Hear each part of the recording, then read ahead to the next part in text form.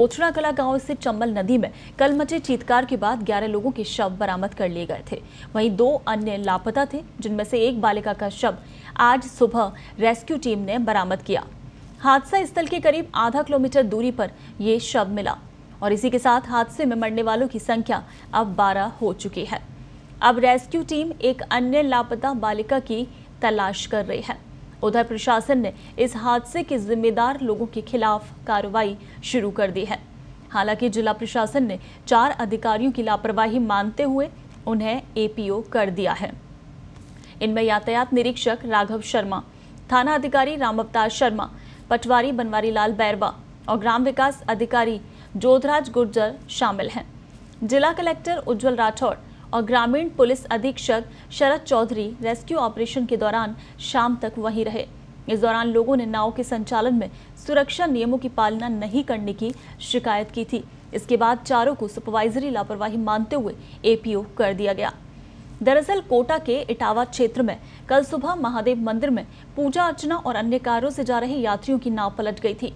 नाव में करीब 35 से 40 लोग सवार थे।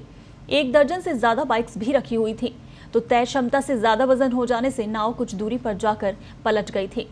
कुछ लोग तैरकर बाहर आ गए थे और कुछ को रेस्क्यू किया गया था, लेकिन देर रात तक 11 लोगों की मौत भी हो चुकी थी। उधर रेस्क्यू टीमें अब नदी में गिरे वाहनों को निकालने की तैयारी कर रही हैं।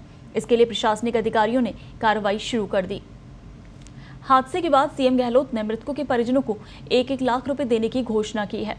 इस दुखांतिका पर कोटा सांसद और लोकसभा स्पीकर ओम बिरला भी गहरा दुख जता चुके हैं। हादसा स्थल गोठड़ा कला गांव में आज दूसरे दिन भी मातम पसरा हुआ है।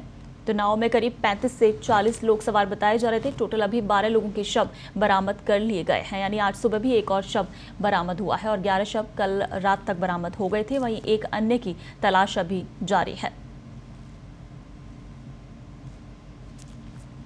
चलिए, इस पर और ज्यादा अपडेट के लिए कोटा से हमारे सहयोगी रंजीत फोन लाइन पर हमारे साथ जुड़ गए हैं। रंजीत, बताया जा रहा है कि आज सुबह भी जो सर्च चला है उसमें एक और शव बरामद हुआ है, क्या कुछ जानकारी है? बिल्कुल, सुबह 5 बजे से जो रेस्क्यू शुरू कर दिया था, जो टीमें जो वहाँ जुटी, एनडीआरएफ, नगर निगम, वो अन्य जो एजेंसियां जुटी हुई थी, उन्होंने सुबह 5 बजे शुरू कर दिया था। सुबह करीब 8 बजे जो है घटना स्थल का करीब उससे 1-1.5 किलोमीटर दूर जो है वो एक बालिका थी ज्योति गुजर, जो कल लापता हुई थी। आज उसका वहाँ शव मिला है, उसको जो शव निकाल लिया गया, परिजनों को सौंप दिया। अब जो है पूरे घटनाक्रम में जो प्रशासन ने 14 लोगों को मिसिंग माना था, उसमें से एक की तलाश जारी है। अभी रेस्क्यू वहाँ लगातार जारी है। जी, क्या ये आंकड़ा निकलकर सामने आया रंजीत कि टोटल कितने लोग थे जो कि नाव में सवार थे और उनमें से फिर कितने सुरक्षित बचा लिए गए हैं और अभी कितनों की और आशंका जताई जा रही है जो कि डूबे हुए हो सकते हैं? नहीं, इस घटना के बाद कल भी हमारी बात हुई थी एसपी और जिला कलेक्टर से, और आज अभी सुबह भी बात हुई थी। उनका कहना था कि कोई ऑफिशियल कोई रिकॉर्ड तो होता नहीं, कोई टिकट तो दिया जाता नहीं है कि नाव में कितने लोग सवार थे, इसलिए एग्जैक्ट संख्या बताना तो मुश्किल। जी, लगता है संपर्क कट गया है, फिर से जुड़ने की कोशिश करेंगे। लेकिन आपको बता दें, जैसा कि हमारे सहयोगी बता रहे हैं, फिलहाल सुबह भी जब सर्च चलाया गया है दोबारा से, तो एक और शव बरामद हुआ है। वहीं एक और की तलाश अभी की जा रही है। हालांकि एग्जैक्ट आंकड़ा नहीं है, क्योंकि नाव में बैठते वक्त यात्रियों को किसी तरह का कोई टिकट तो दिया नहीं जाता, इसलिए सही आंकड़ा क्या था, कितने लोग थे, इसके बारे में नहीं कहा जा सकता है। लेकिन अंदाजा यही है कि करीब 35 से 40 के आसपास यात्री उसमें सवार थे। तो अंदाजा ये लगाया जा रहा था कि 14 लोग लापता थे, जिनमें से अभी 12 लोगों के शव बरामद कर लिए गए हैं और अभी भी मौके पर सर्च जारी है।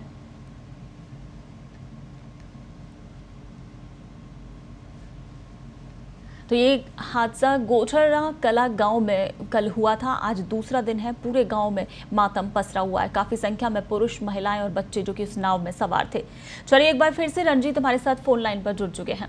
रंजीत, जानकारी आप दे रहे थे कि एग्जैक्ट आंकड़े तो खैर नहीं बताए जा सकते हैं कि कितने लोग थे, लेकिन फिलहाल कितनों को सुरक्षित बचा लिया गया है और अभी कितनों के लिए सर्च वहां पर जारी है?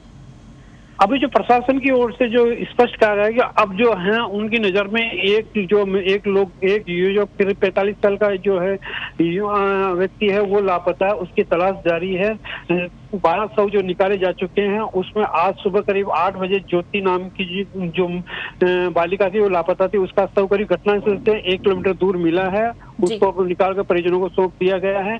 प्रशासन का रेस्क्यू जारी है, लेकिन प्रशासन का फिर आज इसी बात को दोहराया, करीब 35 लोग उनकी जिला कलेक्टर ने कहा 35 लोग हमारे उसमें जो बयान दर्ज किए थे उसमें माना है और उन लोगों को जो है जी। चिन्हित कर लिया गया है। और कोई नया कोई जो किसी के कोई लापता इस तरह कोई सूचना नहीं है कि न कोई परिजन दावा करें। लेकिन जो वहाँ लोग जो मौजूद हैं उन लोगों का कहना है कि जो करीब 8 मोटरसाइकिल अभी चंबल नदी के अंदर डूबी हुई जहाँ घटना जी। थी और 5 मोटरसाइकिलें वहाँ लावारिस पड़ी। तो आखिर 5 मोटरसाइकिलों के मालिक कौन है, वो क्यों नहीं आ रहे?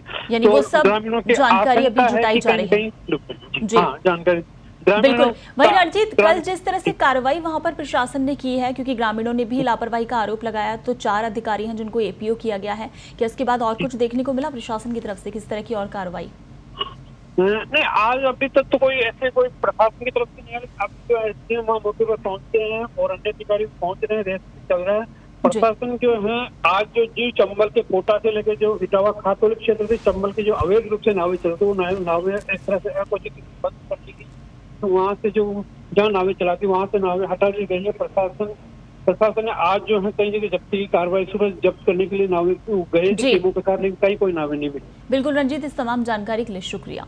तो आपको बता दें कि हादसे में मृतकों की संख्या अब 12 हो गई है। कल ये चंबल नदी में जो दुखांतिका हुई, ये तस्वीरें आप देख रहे हैं, ये घटना जब सुबह हुई उस वक्त जब ये नाव पानी में डूबी और काफ़ी संख्या में लोग इसमें डूब गए थे। जिनको तैरना आता था वो तैरकर सुरक्षित किनारे तक पहुंचे। वहीं स्थानीय ग्रामीण भी थे जिन्होंने वहां रेस्क्यू चलाया और लोगों को बचाने की कोशिश की, लेकिन बावजूद उसके करीब 12 लोगों के शव तो अभी निकाल लिए गए हैं और अभी 1-2 लोग और बताए जा रहे हैं जो कि इसमें डूबे हुए हो सकते हैं। तो नाव में करीब 40 के आसपास लोग सवार थे। हालांकि एग्जैक्ट आंकड़ा निकलकर अभी सामने नहीं आया है। अभी भी वहां पर सर्च चल रहा है, अभी भी तलाश की जा रही है। वहीं प्रशासन की तरफ से आपको बता दें, कल ही इस मसले पर कार्रवाई करते हुए 4 अधिकारियों को जिनकी लापरवाही सामने आई उनको एपीओ कर दिया गया था ग्रामीणों की शिकायत के बाद। लेकिन जिस तरह से हम आपको बता रहे थे कि नाव में ओवरलोड थी, ये नाव ज़्यादा यात्री उसमें सवार थे, साथ ही उनके वाहन भी थे, यानी बाइक्स भी उसमें सवार थी।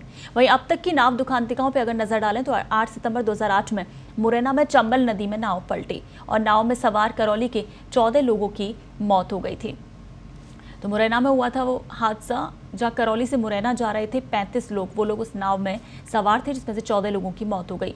दूसरा ये 2014 का हादसा, 21 मार्च 2014 को टोंक के बीसलपुर बांध में नाव पलटी जिसमें 9 महिलाओं की मौत हो गई थी, यानी 9 महिलाएं इसमें मारी गई थी। वहीं 4 लोगों को इस दुखांतिका से बचाया गया था। ये 2014 में हुई थी नाव दुखांतिका। तो 8 सितंबर 2008 मुरैना में चंबल नदी में नाव पलटी जिसमें करौली के 14 लोगों की मौत हुई थी।